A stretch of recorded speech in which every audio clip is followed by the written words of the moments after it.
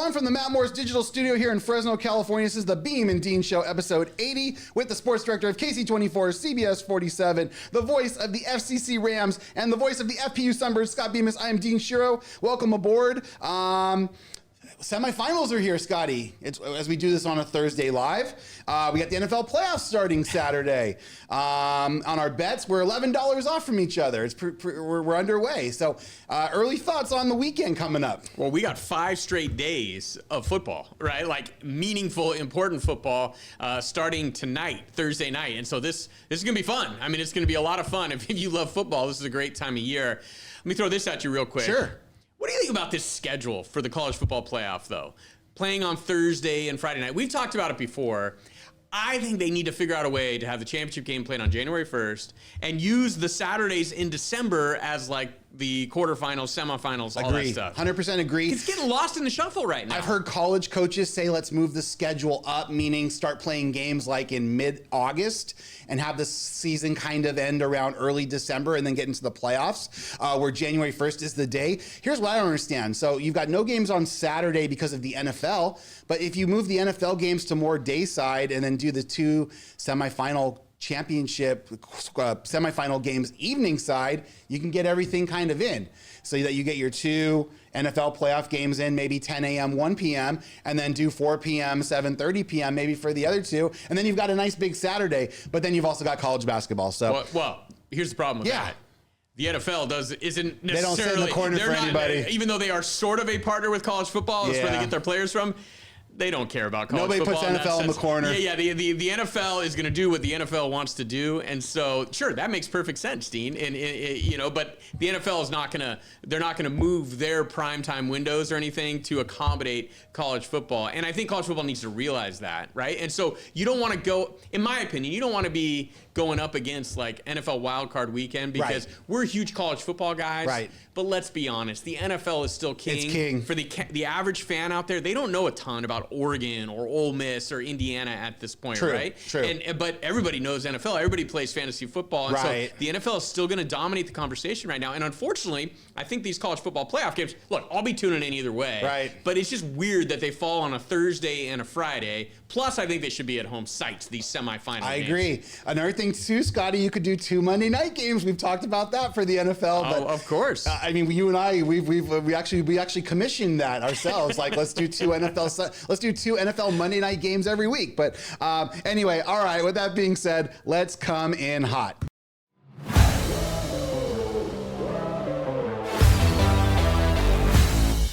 All right, Scotty, we're going right back to the college football ranks here.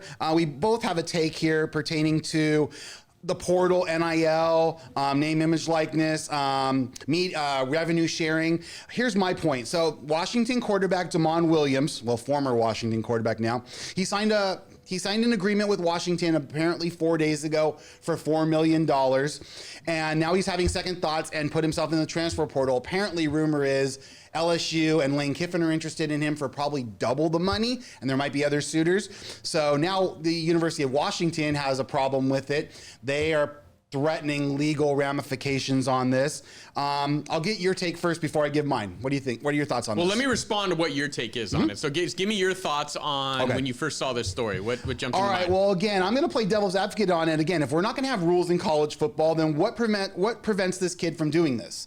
You're going to say, well, he's got a contract. But again, who's policing these contracts? Like, the NCAA is not policing any rules on this stuff. So if there's a contract and it's broken, then does it just go to a legal standpoint and then you fight it out? Because apparently the NCAA is not going to get involved on this thing. So this kid's eligibility is not in question. So my thing is, let him go where he wants to go, to the highest bidder. So I'll let you counter now. Well, my only thought on that would be that if you sign a contract, you sign a contract. So it depends what the contract says, always. I mean, I'm not a lawyer, but I've signed contracts. We play one on television. Yeah, I've signed contracts in my day, Sure. and sometimes they, there's language in there that will mean ramifications for Damon Williams if he leaves Washington. I mean, he may owe some money to them or something along those lines, right? He could face some legal trouble in that sense. My take on this would be, I'm not surprised to start seeing this because, yes, like players may start signing and then realizing, wow, I could have made another couple $1 million, out there. I made a mistake. Wait a minute, let's challenge the validity of this contract. Let's see if Washington really wants to take it all the way, to the courts, is willing to go that far, as far as trying to, keep me at this school. And we'll see if they're willing to do that. And if they happen to win, well, hey, I'll just go play at Washington and make my $4 million, right? Where I could have made $6 million at the other school. But I think we're going to start seeing a lot more of this, and more contracts is my guess with regards to the superstar players, because, yes, there are pocketbooks out there. There are donors. There's rich people out there, with money, who are donating tons of money to these athletic departments and, want to see their institutions win. But they also are millionaires because they've always gotten return on their investments, right? And so they're going to want to see a return on their investment. So I think we're going to start seeing more specific contracts with regards to players who sign, with teams, which might avoid something like this, because, it's like, hey, the contract will say, maybe you have to stay there for 2 years, right? Right. If you decide to leave, if you break this contract and decide to go somewhere else after that first year, like a coach owing a buyout, Right. for leaving early, a player might owe maybe a big portion of that salary back Right. if he doesn't fulfill the 2 years. Sure. And so, it's just kind of the tip of the iceberg of what we're seeing. It seems like there's kind of a new story that emerges, here and there each week. I get it from Washington's perspective. Of course. They feel like they signed this kid, to a contract to come back, and then he just says, nope, it's funny that he puts it out on social media that I'm entering the portal, and they're like, what? You brought up a great point, though, before we went on the air. You said, but also, this could actually be a black eye for Washington in looking at other potential transfers coming in, like, oh, wait, I don't know if I should go to Washington now because they might have legal ramifications against me if I have another bid. So it's a great point. Yeah, these kids all know each other, right? All these all-star, superstar, 5-star, 4-star kids, Right. or their agents know each other, or they can be in communication. And it's like, hey, if you're Washington, one thing they might struggle with is, do we want to kind of be the school at this point, right? The first school to be the one who's kind of challenging whether kids can leave, right? And taking them to court, right? The founding father, right? Right. And so would that discourage other, transfers from coming in, considering that they were willing to fight it this hard? Yeah, because other coaches will say, hey, you saw what happened at Washington, right? You saw what they did, right? That could happen. Much like, we hear with NBA free agency a lot, right? That, if one organization gets the reputation of not treating free agents well, right. Suddenly it's hard for them to get free agents to come there. Right, exactly. Pete Thamel, who did a great article on this on ESPN, he interviewed a bunch of ADs and coaches. One AD said, honestly, the big question is, are we going to respect each other's contracts? And that's a question a lot of ADs have right now, and, personnel people in recruiting and stuff. And then one coach even said to Pete Thamel, I don't even know where to turn complaints into. So it just kind of shows like how broken this system, in my opinion, kind of is, and that we need legislation and stuff to kind of guide this. The side note on this is, what are we teaching our kids? Are we teaching our kids that they can just get out of anything? Like, hey, don't worry, if you get in trouble, I can get you out of this. Like, we make agreements and commitments to to honor them. And then, Damon Williams really should have then done his homework and saw what the other suitors were out there before he signed a deal with Washington. He should have done his research and, oh wait, LSU might be interested or Tennessee might be interested. I should hold off. Well, this is one reason I think why we're all hopeful that at some point there will be some kind of system in place or a few more regulations and rules, with regards to this, is because these are still college kids. Right. We forget that sometimes. Now, right. They got agents, right, who are handling this stuff, and agents sometimes are worried about their bottom line. Let's be honest. Of course they are. They want their cut. If they feel they can make more money, they're willing to push the envelope. Right. But these aren't, 45-year-old adults who've gone through life experience. And you start suing them, you're treating them like they're 45-year-old adults, but they're 18, 19, 20-year-old kids. Exactly. And so, maybe some kind of system in place, obviously, where education can be about how to handle your money and the smart stuff to do with your money. Sure. And because this might be a hard lesson in contracts for some of these college kids. They don't realize sometimes what they're signing. I don't even think kids realize all the time what they're signing with a national letter of intent. Right. In the old days, right? In the old days, yeah, right. Like what that used to entitle the school to. They kind of sort of own like your rights and your name, image, and likeness back in the day. Absolutely. Right. And so you can't transfer instantly. You'd have to sit out. A lot of kids didn't know that part. Like, if you're not happy, you have to sit out a year. So yeah, my only thought that as we were texting about this, also like as kind of a counter to it, is you're hearing a lot of talk all the time right now too about how broken college football is, and it's on the verge of collapse and everything else. And I totally get the point of, it feels like there's a lot of things where it's the wild, wild west and there's no structure to anything at this point. But the counter to that right now, Dean, is that I don't know if college football has ever been more popular at this point.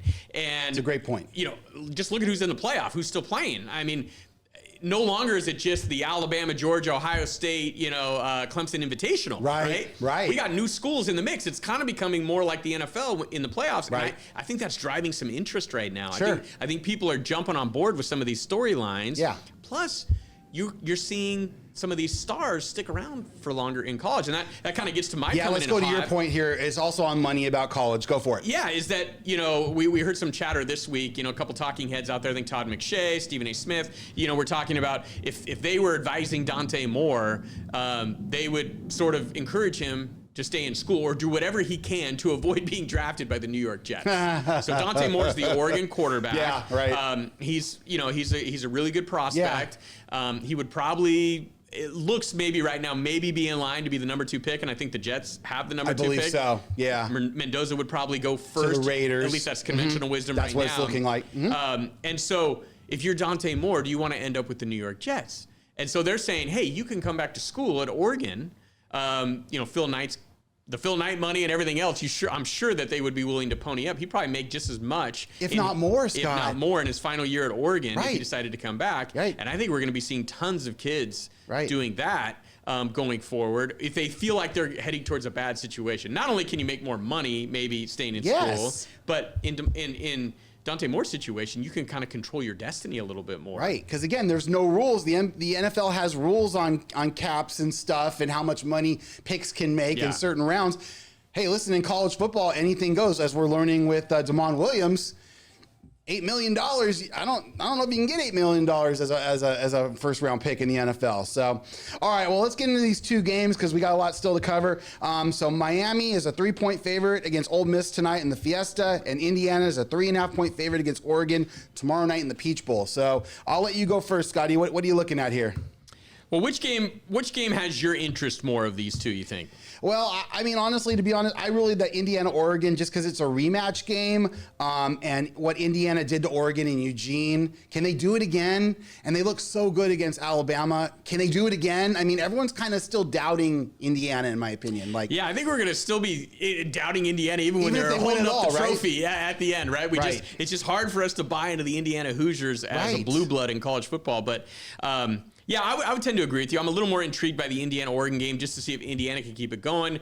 It's a rematch of a regular season meeting. Yes. I looked at the box score a little bit today from that Indiana-Oregon, that first meeting, and, it wasn't an offensive, explosion in that game by any means. I think Oregon was held to less than 300 total yards in that game. And wasn't it a tie game going into the middle of the third quarter? Weren't they tied and then Indiana pulled away? I think there was a couple big turnovers. Because there was a pick 6 by Mendoza, I think, for a touchdown that kind of made it really close, and then Indiana pulled away. I think they won 30-20. Yeah. If I remember. But I think it was tied at 20 at one point, if I'm not mistaken. So I also had a chance to go back and watch, the Oregon Texas Tech game, and man, I tell you, that was an ugly game, wasn't it? I mean, not every college football playoff game is a beauty, as we've said before, and that was not a great one, but.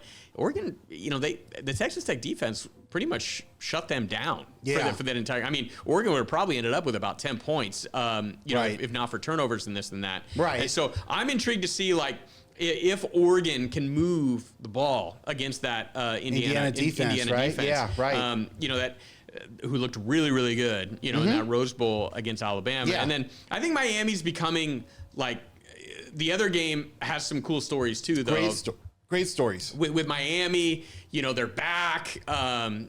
They're sort of kind of being framed as kind of the favorite along with Indiana at this point. I think people are expecting them now to beat Ole Miss with the way their defense has been playing and everything else. And then you got the Ole Miss side of things, right, with the whole coaching situation. Right. And, who's going to be coaching these guys in this game? Will it have an effect? I heard an interesting point from Chris the Bear Felica yesterday about he thought this could be the first game where you really saw that, because in the other 2 games that Ole Miss had played in the playoff, they were rematches of regular season meetings against Tulane and then against Georgia. So they already had like a game plan that they could reference from earlier in the season and maybe some make adjustments to it. But now here you got a completely game plan new, right? And you have even more coaches that aren't in the mix. And so that'll be interesting to see. So much fun to watch Trinidad Chambliss against that Miami defense, because, you know, Chambliss, obviously a great story, but he can move a little bit as a quarterback. Could that slow down that pass rush of Miami? And ultimately, like, if Carson Beck plays well for Miami, it's tough to see the Hurricanes losing. It's just crazy though, Scotty. You know, you mentioned like Miami's at a perennial possible favorite now.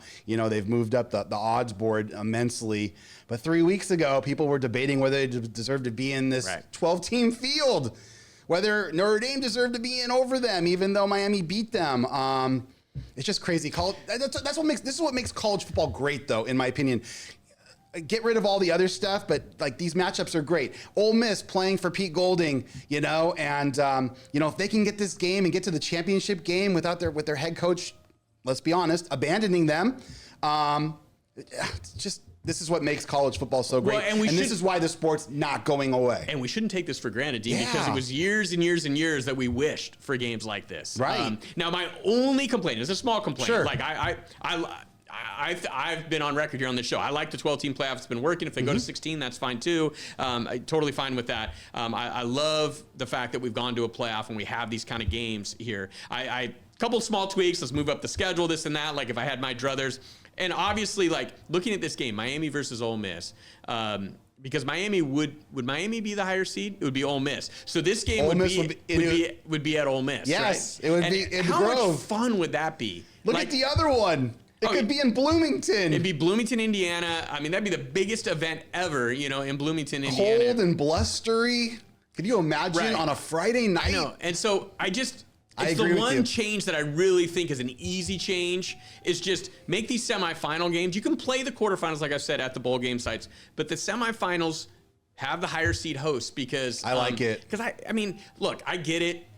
You know, it's they have contracts probably with the Fiesta Bowl and the Peach Bowl and all that stuff, and it's kind of tradition. But you know what? It's just it gets a little tiresome, just the bowl game, because you feel like you already had those last week, right? You had 4 bowl games, atmospheres. Now you go a week later and you have 2 more bowl games. So I always think it's funny when like Miami's holding up. I can't remember what bowl game they played in now. They were the Cotton. The Cotton Bowl, yeah. They're holding up the Cotton Bowl trophy, and then the next week, if they win again, now they're holding up the Fiesta Bowl trophy. You know, it just sounds a little weird. I know. But that's the one thing I think that could make this even more awesome. That would be so cool. I agree with you 100%. All right, let's get to the NFL really quick. We got 6 matchups. We're not got time to cover them all, but we kind of cover the best 3. Scotty, I'll let you start. Pick the matchup that you like. You got them listed there for you. Which matchup are you looking forward to the most this upcoming weekend in the NFL?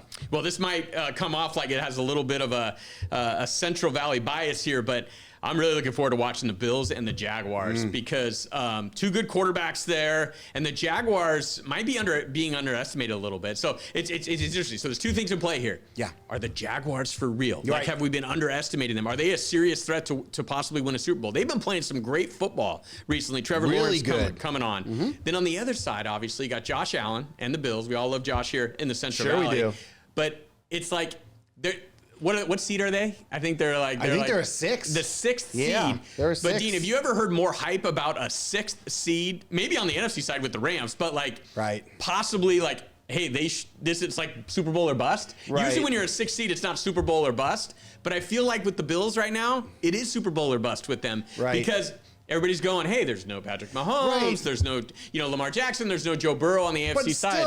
I mean, there's still 4 other really good matchups there. I mean, there's still good teams. Like, even though Patrick Mahomes isn't there, Trevor Lawrence is there, right? I mean, I think everyone's overdoing this whole, there's no Mahomes, there's no Lamar Jackson. It's like Buffalo needs to get over the hump against a team, not a player, right? That's just my opinion. So go ahead. Well, I hear you, but it's just, that's why it makes it intriguing is that the expectation for the Bills, it's not just okay to win 1 playoff game at this point, right? I mean, Sean McDermott, his job could be on the line in this game as well. I've heard some people even hint that maybe Matt LaFleur's job is on the line this weekend. I don't know I think that would be a mistake, right? But like, there's jobs sometimes on the line here in these playoff games. Yeah, as and well. Mike McDaniel was fired this morning in Miami. So you're very well right. I mean, these teams, if they get eliminated early, it could be trouble for sure.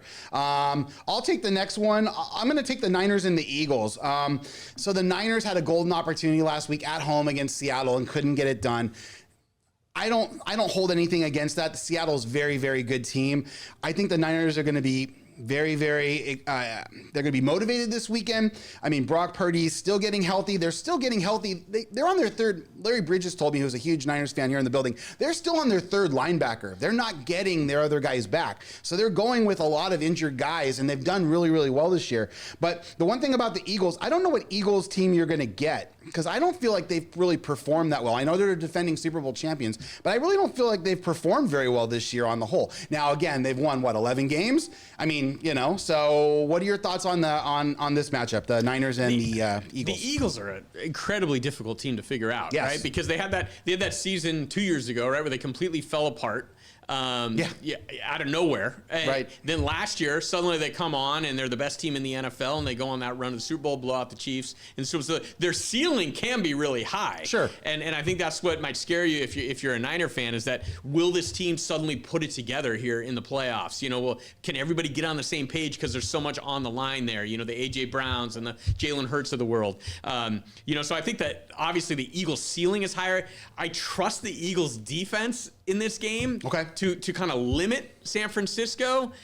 Can't really say the same about the Niners. Right. But I don't know what I'm getting out of that Eagle, offense as well there. And so, it's a really tough game to call. I know there's some money coming in on the Eagles at this point. I think that line's bumped up. It's been bumped up. It went from 3.5 to 5.5, Scott. The Niners are getting almost a touchdown now. I mean, it could be 6.5 by Sunday. I saw that. I think Trent Williams isn't playing. Ricky Pearsall, or at least is questionable, I believe so, as well. And so, eventually you'd figure those injuries would catch up with you. That's why I was so surprised how well the Niners were playing. I know. Down the stretch. They were playing for the 1 seed in a bye. Go figure. That game just speaks to the complete randomness of the NFL to me. What other game on this list intrigues you as the third one we'll feature really quick? What do you like? Well, I think Packers-Bears, just because it's a divisional rivalry. And, you've got Caleb Williams on one side, a young quarterback. And then, like I said, you've got, some people maybe hinting at Matt LaFleur's future. I don't know if that's going to actually happen. Yeah, me neither. Plus, you might have a little bit of weather involved in that game. I hear there's some big winds in Chicago that could be in play. Yes, this game will be in Chicago, and Jordan Love's supposed to be back. Yeah, so game. I just think that's a cool matchup there. Two division rivals playing in the first round of the playoffs. Yeah, I agree. The Rams-Panthers game, really quick. Interesting that the spread's so high; it's still around 10. I would be shocked if the Rams can win that game by that kind of number. I do expect them to win that game, but. I might not be as shocked. Just a little tease. Oh, a little teaser there. Well, we're going to get to that in just a second. So why don't we just get into it? Let's get into our money plays.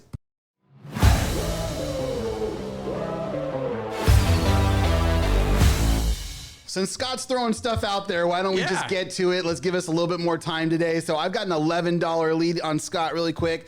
Not too bad. Hit 4 out of 7. An interesting one from last night, or was it 2 nights ago? Was it Tuesday?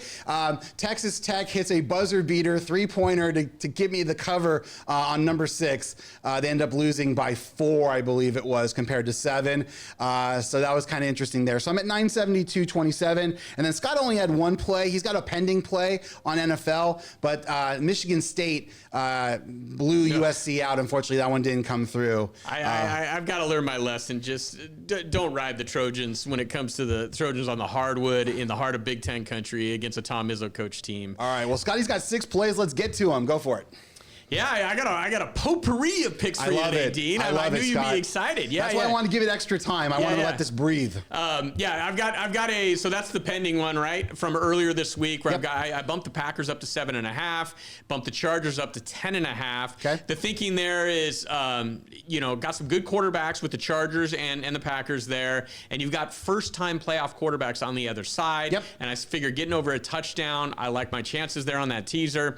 I did an alternate line. Moved the line in from Miami down from 3 to 2.5 against Ole Miss. Got it. Gonna have to lay a little juice there, but I'm gonna do that to win 40. Just think Miami's defense It's just been kind of the story of the playoffs so far, and I think they'll make enough plays to eventually win that game. Might be a close game, but I think they'll squeak one out. Okay. Ole Miss's field goal kicker makes me a little nervous because he was so good in that game against Georgia. Yeah. So if it is a tight game, that makes me a little nervous. Okay. And then Oregon, Indiana, like I mentioned, I watched the Oregon game last night again against Texas Tech. Offense did not look that great in that game. Plus, I think Dante Moore is a little banged up from watching that game. You know, he got up kind of gingerly a few times. If he takes a big hit, I'm not 100% sure that he's going to be 100%. They hit him pretty good. Yeah, Texas Tech did hit him. So I'm going to take a first half under there. Just, sometimes you see crazy points in the second half. Okay. The game goes to OT and you just lose, on a bad beat. So that's what I'm going to do there. And then, hey, some college hoops for you tonight. Let's do it. Some West Coast college hoops. I love it. This is, I know Dean would be excited about this one. I'm proud of this one. 2-team moneyline parlay.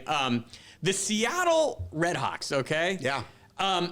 They lost at Gonzaga and at St. Mary's last week, but they were up 12 at Gonzaga with about 8 minutes left. They were up like 6 with about 8 minutes left at St. Mary's. If you look at the final scores, they look worse than they actually were. This team was hanging last week. This is a good team. And now they're playing at Oregon State. Oregon State is reeling Not good. now. Reeling. So I'm sure Oregon State will win by 20 tonight, having said all that. Yeah. But I think Seattle is kind of under the radar, pretty good team, playing against a really bad team. So I'm going to parlay them together with UC Irvine there on a money line parlay. UCI very good at home in the Big West. Yep. Get it down to close to even money there. Yep, minus 128. And then I'm also going to take Santa Clara. Santa Clara's off to a really good start in the West Coast Conference. Yes, they are. I think they won at Gonzaga last year. Okay. So Herb Sendek, there's something about it. He good maybe coach. has Gonzaga's number in a way. Still think Gonzaga will win the game, but I think Santa Clara will come out in the first half and be able to keep it close for a little bit. So I'm going to take the 8.5 there like it. with Santa Clara. There and it then is. the Rams. There I'm going to it move is. that line down to 9.5 under the 10. Okay. I kind of feel like the Rams can name their offensive number in this game. Like, I feel like they're going to get all their weapons back. Devontae's back. Luka's going to be there, all that stuff. And the way that Stafford's been playing and having lost a regular season game at Carolina, I think that's going to serve the Rams well in this game because they're going to come out. They're going to be 100% focused in this game. Absolutely. And so the offense is going to roll. I just don't think Bryce Young can score enough to keep it under 9.5.